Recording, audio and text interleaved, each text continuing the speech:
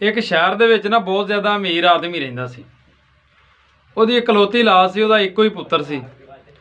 वो ना सारा दिन जैशी करनी, चंगा खाना, रईसां वाली जिंदगी गुजारनी, अमीर तरीन आदमी सी। वो एक दिन ना उहदे जिहड़ा मुंडा सी, उहदे प्यो दे ज़हन च आई गल भी मेरा पुत्तर हमेशा अच्छी जिंदगी गुजारन डिया दुनिया तो होवे ना, तो इहनूं मैं पिंड वाली जिंदगी विखा के लियावां, इहनूं पता लगे भी जिहड़े थोड़े जे गरीब लोग, पेंडू लोग जिन्हां नूं उहदा ज़हन सी, ख्याल सी भी जिस तरह वो जिंदगी जींदे ने, इहनूं मैं लैके जाना, इहनूं भी पता लगे भी वो किस तरह जींदे ने जिंदगी, ते भी उस तरह जीवे। वो लैके चला गया, सुबह लै गया किसी किसान दे कोल ते शाम तक उत्थे रहे। जदों दिन डुब गया तो उदों पुत्तर नूं लैके वापस आया तो पुत्तर नूं पुछण लगा भी सुना की महसूस किया उन्हां दी जिंदगी ते अपनी जिंदगी च फर्क। वो मुंडा अपने प्यो नूं आंदा भी साडे नालों उन्हां दी जिंदगी चंगी है। असीं ये वेख्या भी साडे कोल एक कुत्ता, उन्हां कोल 4 कुत्ते ने। साडे कोल छोटा जिहा स्विमिंग पूल है, साडे घर दे विच उन्हां कोल दरिया नदियां इंतहा तो वड्डियां ने।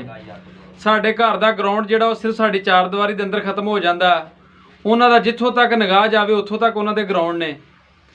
साडे घर दे विच बड़ियां बड़ियां शाम नूं लाइटां बालणियां पैंदियां ने, तां करके लो हुंदी है। उन्हां दे हर बंदे दे उत्ते मत्थे ते बल्ब लगा, दिन डुबदे ही बल जांदे ने।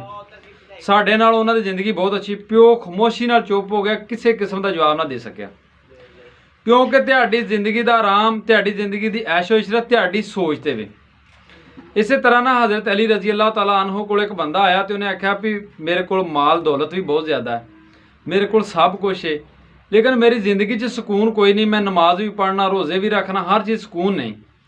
हज़रत अली ने आख्या जिन्ना अल्लाह पाक ने तेनू दिता ना, उन्ने विच राज़ी हो जा, उन्ने च खुश रहा कर, तो तेरी जिंदगी च आप ही सुकून आ जाएगा।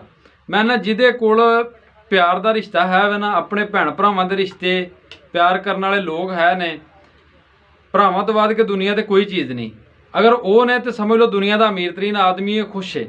तुहाडी जिंदगी तुहाडी सोच ते मुतसर है। अगर तुसी खुश रहो ना तो तुसी पिंड वाली जिंदगी जिहड़ी ना, इहदे वर्गा मज़ा भी किते नहीं आ सकदा। जिहड़े शहर च ने अगर उत्थे खुश ने तो उन्होंने उत्थे वर्गा मज़ा नहीं आ सकदा, क्योंकि मैं खुद एक पेंडू हाँ, मैनूं पता कि पेंडू माहौल कितना अच्छा। सानूं तो बहुत अच्छा लगता, क्योंकि असीं इत्थे साडी सोच बन गई, असां पिंड च रहना, असीं खुश रहिंदे आ।